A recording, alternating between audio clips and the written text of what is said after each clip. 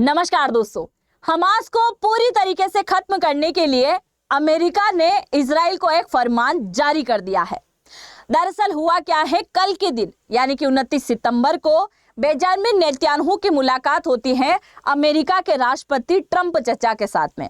मुलाकात के दौरान इन दोनों के द्वारा कई सारे मुद्दों को लेकर चर्चाएं की जाती हैं। चर्चा के बाद में राष्ट्रपति ट्रंप के द्वारा इस बात की घोषणा की जाती है कि अब मैं चाहता हूं कि इस युद्ध को लेकर भी सीज फायर कर दिया जाए। पर सीज फायर ऐसे ही नहीं होगा, मेरी कुछ शर्तें हैं जो हमास को माननी पड़ेगी। और शर्त कोई एक दो नहीं है, बल्कि 20 प्रकार की शर्तें हमास के सामने रखी हैं। और अगर इनमें से एक शर्त भी हमास नहीं मानता है तो फिर इजराइल से उससे कोई नहीं बचा सकता, क्योंकि इस बार इजराइल का साथ देने के लिए अमेरिका भी सामने आ रहा है।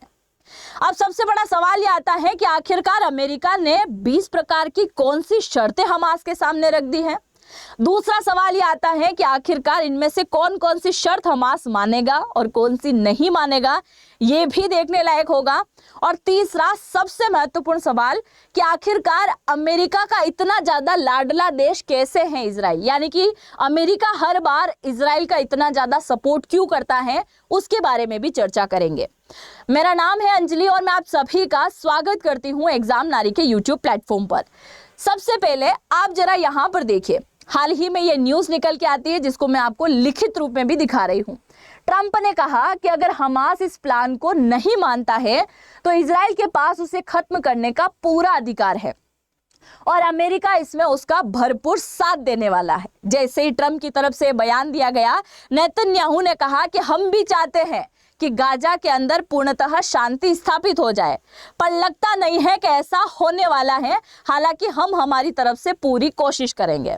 अब ट्रंप का बयान आ गया, नेतन्याहू का बयान आ गया, तो अब हमास की तरफ से भी बयान आया है। हमास ने कहा है कि आप जिस प्रकार से युद्ध को रोकने की बात कर रहे हैं, सीज फायर कराने की बात कर रहे हैं, हथियारों को डालने की बात कर रहे हैं, हम इसके अंदर कोई एग्री नहीं है। यानी कि हम हमारे हथियारों को नहीं डालेंगे, क्योंकि इस प्लान का कोई औपचारिक प्रस्ताव अभी तक हमारे पास में नहीं पहुंचा है। तो अमेरिका को जरा यहाँ पर औपचारिक प्रस्ताव भी भेजना चाहिए, उसके बाद में देखना चाहिए कि मानेगा कि नहीं मानेगा। अब मैं आपको सबसे पहले बता दूं कि आखिरकार ये हमास के लोग कहां पर निवास करते हैं, जिनको चुन चुन कर मारने का काम कर रहा है इजराइल। यहां पर आपको देखिए, ये आपको एरिया जो दिखाई दे रहा है, ये क्या है, इजराइल का मैप है। और इजराइल के मैप के अंदर ही आपको छोटा सा स्थान दिखाई दे रहा होगा जिसे हम कहते हैं गाजा पट्टी। अगर हम इसे जूम करेंगे तो कुछ इस प्रकार का दिखाई देगा और इसी गाजा पट्टी के अंदर हमास के ठिकाने हैं। अगर मैं इसको थोड़ा और आसान लैंग्वेज में समझाऊं तो आप जरा समझिए, भारत से अलग हुआ एक देश पाकिस्तान, और पाकिस्तान ने हमसे हमारा इलाका छीन रखा है जिसका नाम है पीओके। उसी पीओके के अंदर इसने आतंकियों का गढ़ बना रखा है जहां पे ये ट्रेनिंग देता है। और अभी तो इसने उसके कारनामे वापस शुरू कर भी दिए हैं। जिन ठिकानों को अभी हाल ही में भारतीय सेना ने फोड़ दिया था, उनको वापस बनाने का काम इसने शुरू कर दिया। तो भारत समय समय पर सर्जिकल स्ट्राइक करता है और क्या करता है, इन आतंकवादियों की कमर तोड़ के आ जाता है, इनको ढूंढ ढूंढ के मारता है। बस इसी प्रकार से इजराइल क्या कर रहा है, इनके ठिकानों को ढूंढ ढूंढ के मार रहा है। और कुछ समय पहले इजराइल के विदेश मंत्री के द्वारा भी इस बात की घोषणा की गई थी कि हमास का एक भी आतंकी हमसे नहीं बच सकता, इजराइल उसे दुनिया के किसी भी कोने में छिपा हो उसे ढूंढ के मार डालेगा। इस बात की घोषणा कर दी गई थी। तो इस प्रकार से इनको क्या किया जा रहा है, मारा जा रहा है। अब इजरायली सेना जो है गाजा के अंदर 75% एरिया को घेर कर बैठी है। और वेस्ट बैंक की अगर हम बात करें तो यहाँ पर इजरायली यानी कि यहूदी लोगों की बस्तियां तक इजराइल के द्वारा बसा दी गई हैं, जिसको लेकर ये लोग बहुत परेशान हैं, खासकर फिलिस्तीन के व्यक्ति। मैं इससे पहले एक हिस्ट्री पूरी कवर कर चुकी हूँ कि आखिरकार फिलिस्तीन अरब देश और ये इजराइल की क्या दुश्मनी है, क्यों लड़ाते हैं, उसे आप जरूर से देखिएगा। मैं यहाँ पर आई बटन आपको दे दूंगी। अब आगे बढ़ूं और मैं आपको 20 शर्तें बताऊं, इससे पहले आप जरा सुन लीजिए कि आखिरकार बहुत ज्यादा सपोर्ट क्यों करता है अमेरिका इजराइल का। देखिए, अगर सपोर्ट की बात आती है तो ये सपोर्ट आज से नहीं है बल्कि कई वर्षों से है। 1948 में जब इजराइल का निर्माण हुआ, पहली बार जब निर्माण हुआ, तो सबसे पहले अगर इसे देश की मान्यता किसी ने दी थी तो वो दी थी अमेरिका ने।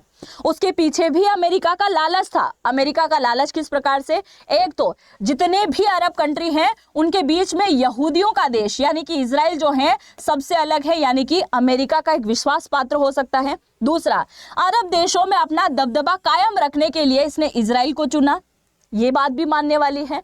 और तीसरी बात, मिडिल ईस्ट के एरिया के अंदर इसके सैन्य ठिकाने स्थापित होंगे, इसके लिए भी इजराइल का साथ इसके द्वारा दिया गया।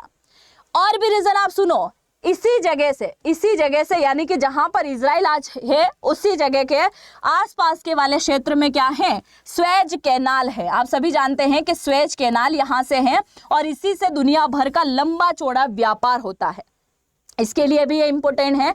और इसी इजराइल के आसपास जितने भी देश हैं यहीं से तेल वगैरह, गैस वगैरह सारी चीजें यहां से निकलती हैं, इसलिए भी इजराइल इंपॉर्टेंट है। क्योंकि इजराइल की मदद करने के लिए अमेरिका हर साल, सालाना की अगर हम बात करें तो 3 से 4 अरब डॉलर हर साल अमेरिका किसको दे देता है? इजराइल को दे देता है। यहाँ तक कि पैसे ही नहीं बल्कि यहाँ पे कई सारे हथियार तक मुहैया कराने का काम करता है। और आप कभी देखिए, यहाँ पर आपको सैन्य अड्डे भी देखने को मिलेंगे, अमेरिका की सेना तक वहां पर बैठी रहती है। आप सभी जानते हैं कि ईरान ने अभी परमाणु कार्यक्रम स्टार्ट किया था, उसने न्यूक्लियर बनाने के लिए 60% जो है संवर्धन प्राप्त कर लिया था, है ना, यूरेनियम संवर्धन 60% बना लिया। और अगर आपको न्यूक्लियर बनाना है तो 90% होता है, 30% की कमी थी, इसको पता था अमेरिका को, इजराइल की तरफ से युद्ध लड़वा दिया और सारी चीजें यहां पर खत्म कर दी।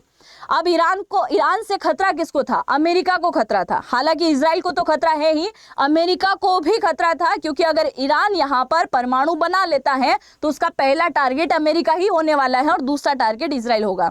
इसीलिए इजराइल की मदद से उन सब देशों को यह दबाने की कोशिश करता है। इसके अलावा यहां से बैठे बैठे ये 3 कॉन्टिनेंटल तक जो क्या करता है, अपने एरिया को कवर करता है। जैसे कि यहां पर है इजराइल, यहां पर दिखाई दे रहा है आपको, यह है इजराइल। अभी इसी इजराइल से अमेरिका क्या करता है, एशिया पे भी नजर बनाए हुए है। और एशिया में खासकर किसके ऊपर नजर बनाना है इसको? रशिया के ऊपर, चाइना के ऊपर। आप सभी जानते हैं कि रशिया इस तरफ से, जापान तरफ से स्टार्ट होके अलास्का तक खत्म हो रहा है। अलास्का की बिल्कुल बॉर्डर लग रही है किसकी? अलास्का किसका एरिया है? अमेरिका का एरिया है। तो इतना बड़ा रशिया है और रशिया वहां तक बॉर्डर साझा कर रहा है, तो रशिया चाइना पर नजर बनाने के लिए इंपॉर्टेंट है। दूसरा, अगर हम यहाँ पर बात करें एशिया के अलावा तो अफ्रीका और यूरोप, ऐसे कई सारे देश हैं जिनके ऊपर नजर बनाने के लिए भी बहुत ज्यादा इंपॉर्टेंट हो जाता है। कुल मिलाकर इजराइल को साथ चाहिए अमेरिका का, और अमेरिका भरपूर उपयोग करता है किसका? इसका, इजराइल का।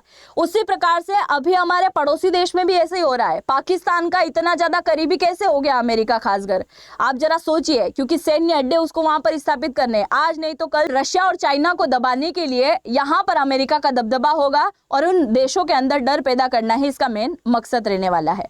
तो आई होप आपको समझ में आया होगा कि ये इतना ज्यादा सपोर्ट क्यों करता है। और अगर आप फुल डिटेल से जानना चाहते हैं तो मुझे जरूर से कमेंट सेक्शन में लिखिएगा, मैं एक पूरा वीडियो लेके आ जाऊंगी कि आखिरकार इतना सपोर्ट क्यों करता है, विथ प्रूफ के साथ में। अब आप यहां पर शर्तों को सुन लीजिए, फिर चलेंगे हम आगे के मुद्दों पर।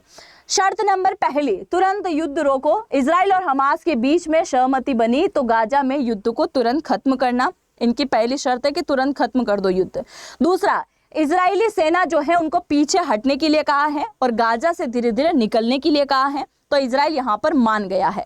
माना इस शर्त में है कि अगर हमास अपने हथियार को डाल देता है तो हम हमारी सेनाओं को पीछे हटा लेंगे। तीसरा, बंधकों को छोड़ना। हमास 72 घंटे में सभी बंधकों को रिहा करे, इसको लेकर घोषणा की गई है, क्योंकि कई सारे ऐसे बंधक जो कि इजरायली सैनिक हैं उनको हमास ने अपना बंधक बना रखा है, उन्हें छोड़ने की बात करी है।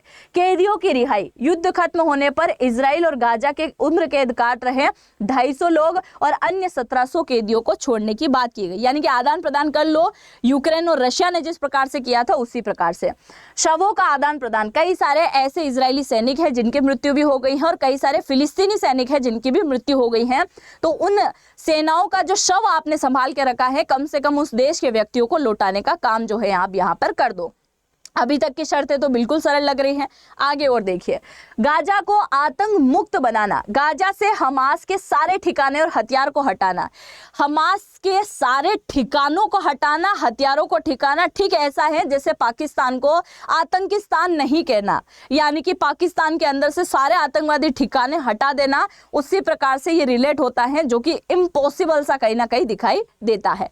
आगे की शर्तों को जानने से पहले आप इसको स्कैन करके मेरी इंस्टाग्राम आईडी पर पहुंच सकते हैं, मुझे फॉलो कर सकते हैं, @अंजलि वॉइस के नाम से मेरी आईडी आपको मिल जाएगी। आगे की शर्तों को आप जरा सुनिए। हमास प्रशासन में शामिल नहीं है, हमास और अन्य लड़ाके गाजा की सरकार में हिस्सा नहीं लेंगे, ये बात कह दी गई है। हालांकि उनके सरकार के अंदर इनका पूरा हस्तक्षेप होता है, जैसे पाकिस्तान के अंदर भी सरकार चलाने वाला एक आतंकवादी है। आप जानते हैं कि फील्ड मार्शल आसिम मुनीर की बड़ी चलती है पाकिस्तान के अंदर, और उसी फील्ड मार्शल को क्या कह दिया गया था कुछ समय पहले, उसकी तुलना अमेरिका के एक व्यक्ति के द्वारा लादेन के साथ कर दी गई। और लादेन कौन था? एक आतंकवादी था।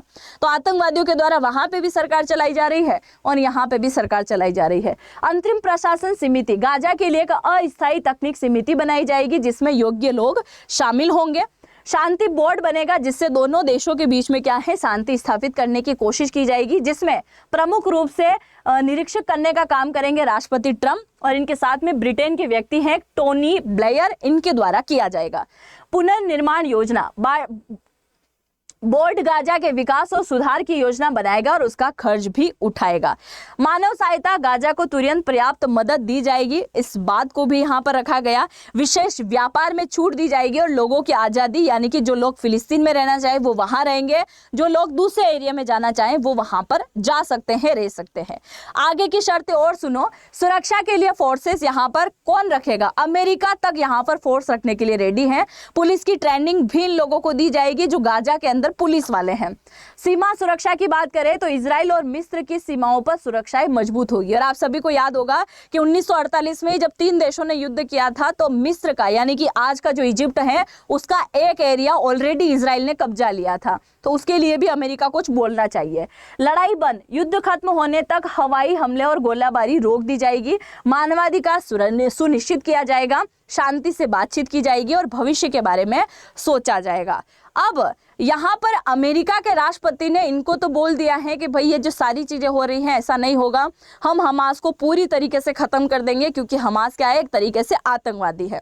अब मेरा जरा ये सवाल पूछना हो रहा है, और अगर आपके माइंड में भी आया है तो आप जरूर से लिखिएगा कि एक तरफ तो ट्रंप चचा बोलते हैं कि इन आतंकवादियों को खत्म करना है, हमास को पूरी तरीके से खत्म करना है। जब हमास आतंकवादी हैं तो फिर ये कौन है जिनको आप बिठा बिठा के क्या करवा रहे हो, लंच करवा रहे हो अपने साथ में यूएन की सबमिट में बुला रहे हो, अपने साथ में और भी जितनी भी बैठक हो रही है उनके अंदर आप पार्टिसिपेट करवा रहे हो। और जब यूएन के अंदर भारत के डिप्लोमेट्स की तरफ से या फिर हमारे विदेश मंत्री की तरफ से ऐसे बयान दिए जाए कि ये पाकिस्तान नहीं आतंकिस्तान है, तो ये कहते हैं कि हमारे पूरे देश का आपने अपमान कर दिया। अरे आतंकवादियों का गढ़ है, भिखारियों का गढ़ है, तो इससे ज्यादा क्या ही बोला जाएगा। आतंकवादी हैं तो आतंकवादी ही बोला जाएगा। आतंकिस्तान, वैसे भी तुम्हारे मैप को लेकर भी बड़ी हिंदी होती है कि मैप ही ऐसा है। तो मेरा सीधा सा प्रश्न ट्रंप चचा से ये है कि अगर हमास आतंकी हैं, उनको खत्म करने की बात की जा रही है, तो फिर पाकिस्तान क्या है, पाकिस्तान को खत्म करने की बात क्यों नहीं की जाती है? ये भी एक सोचने वाली बात यहाँ पर सामने निकल के आती है। अब आगे देखिए, ट्रंप चाचा की नीति यहीं खत्म नहीं हुई है, आगे और जारी है। ये जो व्यक्ति आपको दिखाई दे रहे हैं ये कौन है? कतर के पीएम हैं। इनका नाम है शेख मोहम्मद बिन अब्दुल रहमान अल थानी। इनको कॉल करवाया बेंजामिन नेतन्याहू से, व्हाइट हाउस से। बेंजामिन नेतन्याहू जब मिलने के लिए गए तो उनको बोला कि आप एक काम करो, कतर के पीएम को कॉल करो और उनसे माफी मांगो। माफी किस बात की?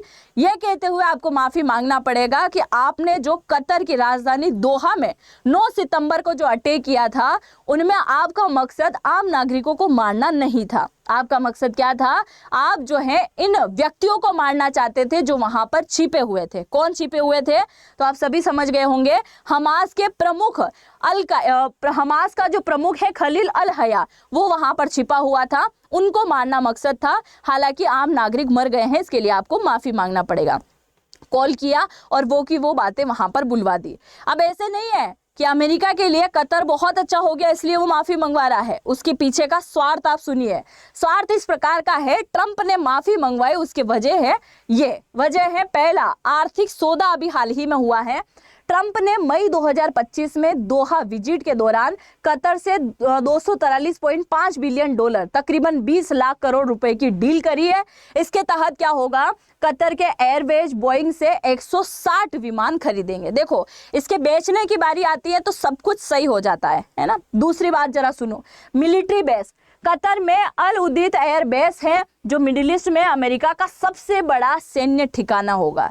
तो अब आने वाले टाइम में आपको कतर की राजधानी दोहा और भी कई सारे इलाके के अंदर क्या देखने को मिलेगा, यहाँ पर इसके सैन्य अड्डे देखने को मिलेंगे जो हमसे ज्यादा दूर नहीं है। आप देखिए, ये आ गया है सऊदी अरब और इससे थोड़ा इधर ही हमारा देश पड़ता है। ठीक है, आगे देखिए, शांति वार्ता में भूमिका। ये बोलता है कि भाई आप जो गाजा और इजराइल का युद्ध है, इन दोनों के बीच में मध्यस्थता करने वाला भी कौन है, कतर है, इसीलिए हमारे लिए ये भी इंपॉर्टेंट है। ट्रंप को कुछ गिफ्ट किया था कतर ने, क्या किया है, कतर ने ट्रंप को 400 मिलियन डॉलर लगभग 3400 करोड़ रुपए का बोइंग विमान गिफ्ट किया है। उसी के देश में बन रहा है, उसी को गिफ्ट कर दिया, पैसे इनसे ले लिए हैं, इसीलिए कतर बहुत ज्यादा इंपॉर्टेंट है। आगे आप सुनिए, ट्रंप चचा के बयान भी सुनिए, क्या कहा, इजराइल शांति चाहता है और कई फिलिस्तीन भी चाहते हैं कि उनका जीवन बेहतर हो। इसके लिए फिलिस्तीनियों को आतंकवाद रोकना होगा, अपने भविष्य की जिम्मेदारी खुद को लेना होगा, इस प्रकार की घोषणा की गई। हालांकि शांति बरकरार हो जाए तो ये काफी अच्छा है, हालांकि ऐसा लगता नहीं है कि ऐसा होने वाला है। और मैं आपको बता दूं, ट्रंप चाचा जो सारी चीजें कर रहे हैं, इसके पीछे भी इसकी एक ही नीति है, इसको चाहिए किसी भी हालत में नोबेल पुरस्कार, वो भी शांति का। और मेरी इस बात को आज आप लिख लीजिएगा, जिस दिन नोबेल पुरस्कार ट्रंप को मिल जाता है उसके कुछ ही समय बाद थर्ड वर्ल्ड वार जरूर से शुरू होगा, क्योंकि इनको जैसे पुरस्कार मिला है उसके बाद कोई भी देश आपस में लड़ाओ, ट्रंप चचा बीच में नहीं कूदने वाले, ना रोकने वाले, ऐसा कुछ करने वाले। तो आपस में इतना ज्यादा स्ट्रेस अभी ले रखा है सभी कंट्रीज ने, तो हो सकता है कि कुछ न कुछ करके युद्ध हो और जितने भी भविष्यवाणियां अभी तक हो रखी हैं वो भी कहीं ना कहीं सच होती दिखाई देगी। अब आपको मैं एक और यहाँ पर इंपॉर्टेंट चीज बता दूं कि अभी हाल ही में यूएन की सबमिट हुई थी, जिसके अंदर कई सारे देशों ने पार्टिसिपेट किया, और इसी सबमिट के दौरान कौन पहुंचा था, यहाँ पर बेंजामिन नेतन्याहू यहाँ पर पहुंचे थे। अब पहुंचने की कहानी आप जरा सुनिए। जब ये यहाँ पर पहुंचे तो इन्होंने कुछ देशों को पूरी तरीके से इसको स्किप कर दिया, यानी कि यूरोप का जो हवाई स्पेस है उसको पूरी तरीके से इन्होंने क्या कर दिया, स्किप कर दिया। उसके पीछे ये है कि नेतन्याहू के खिलाफ 2024 में एक वारंट जारी हो रखा है, यानी कि इनको यूरोप का कोई भी देश गिरफ्तार करके हेग, जो नीदरलैंड के अंदर हेग है, वहां पर अंतर्राष्ट्रीय न्यायालय के पास में सौंप सकता है। ऐसा क्यों है, नेतन्याहू के ऊपर एक बहुत बड़े जुर्म का आरोप लगा है। आरोप किस प्रकार का लगा है, आरोप यह है कि इन्होंने क्या किया है, भूखमरी का इस्तेमाल जो है युद्ध में एक हथियार की तरह किया है। आप सभी जानते हैं कि गाजा में हर रोज कई सारे बच्चे भूखमरी की वजह से मर जाते हैं। खाना लेके जो व्यक्ति जाते हैं उनके आसपास भी बमबारी कर दी जाती है, और उसी के चलते नेतन्याहू के खिलाफ जो है इंटरनेशनल कोर्ट के द्वारा क्या किया गया, वारंट जारी कर दिया 2024 के अंदर गिरफ्तार करने के लिए। इसलिए अभी इस यूएन के सबमिट में जो नेतन्याहू आए हैं वो बहुत लंबा चौड़ा रास्ता घूम के आए। ये चाहते तो फ्रांस, स्पेन, पुर्तगाल और आयरलैंड, ब्रिटेन के एरिया से आ सकते थे, पर इन सब को इन्होंने स्किप कर दिया, क्योंकि कोई भी देश का व्यक्ति इन्हें गिरफ्तार कर सकता है। मतलब इन देशों में से किसी भी देश की सरकार उन्हें गिरफ्तार करके नीदरलैंड को सौंप सकती थी, इसलिए इन्होंने इसको पूरी तरीके से स्किप कर दिया। अब हम बात करते हैं कि यूएन में इन्होंने जो भाषण दिया है उसमें बड़ा हंगामा मचा था, क्योंकि यूएन के अंदर जैसे ही ये भाषण देने के लिए वहां तक पहुंचे, 50 देश के 100 डिप्लोमेट जो हैं इनको बाय आउट करते हुए कहां निकल गए, बाहर निकल गए, और इनका क्या कर दिया, भाषण को पूरी तरीके से स्किप कर दिया, सुना नहीं। क्योंकि गाजा के अंदर इन्होंने अत्याचार किए हैं, 16,000 से ज्यादा व्यक्तियों की अभी तक मौत हो चुकी है। इस बात को लेकर कई सारे व्यक्ति नाराज थे, जिसके अंदर ब्रिटेन भी शामिल है, फ्रांस भी शामिल है, ऑस्ट्रेलिया और पुर्तगाल तक शामिल है, क्योंकि अभी हाल ही में इन लोगों के द्वारा, मतलब इन देशों के द्वारा जो है फिलिस्तीन को देश की मान्यता दे दी गई। वहीं अमेरिका जो है पूरी तरीके से इजराइल का सपोर्ट करता हुआ यहाँ पर दिखाई दिया। नेतन्याहू ने अपने भाषण के दौरान 5 प्रमुख बातें रखी जो कि बहुत इंपॉर्टेंट है और सुनने लायक है। जरा सुनिए। पिछले 1 साल में हालात बदल गए हैं। इजराइल ने अपने सभी दुश्मनों को खत्म कर दिया। ईरान का परमाणु प्रोग्राम सिर्फ इजराइल को खत्म करने के लिए नहीं, बल्कि उसका मकसद अमेरिका को धमकाना भी था। और आप सभी जानते हैं अगर ईरान ने परमाणु बना लिया होता तो वो एक खलीफा बन के बैठ जाता और 57 की 57 मुस्लिम कंट्री को भी धमका के रखता। ये भी एक हकीकत है।